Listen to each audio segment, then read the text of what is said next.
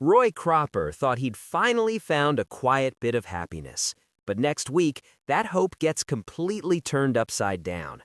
For months, Roy has been building a connection the old-fashioned way: letters, thoughtful words, careful honesty. Alice was someone he never met in person, yet somehow felt close to. Close enough that Roy even sent her flowers after worrying he'd made a mistake. To Roy, it felt gentle, safe, and genuine, and for a man who always guards his heart, that meant everything. But then, out of nowhere, reality crashes in.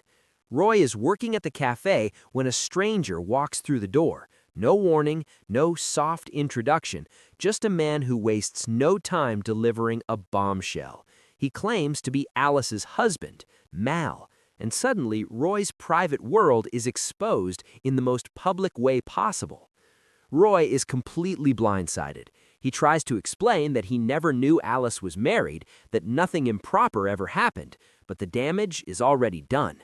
The air is tense, emotions are running hot, and it's unclear whether Mal is there for answers or something more.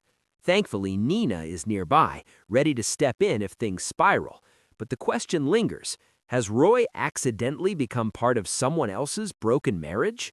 And just when it seems like things can't get more uncomfortable, they do. The very next day, Roy's flat loses power. Ever practical, Roy arranges for an electrician without hesitation. Problem solved, or so he thinks, because when the door opens, it's Mao standing there again. Of all the electricians in Greater Manchester, it had to be him. The shock is instant, the tension unavoidable. Now the man who confronted Roy in the cafe is standing in his home, fixing his electrics, watching him closely, and every polite word feels loaded with meaning. Fans have long suspected that Roy's pen pal story wasn't going to end neatly.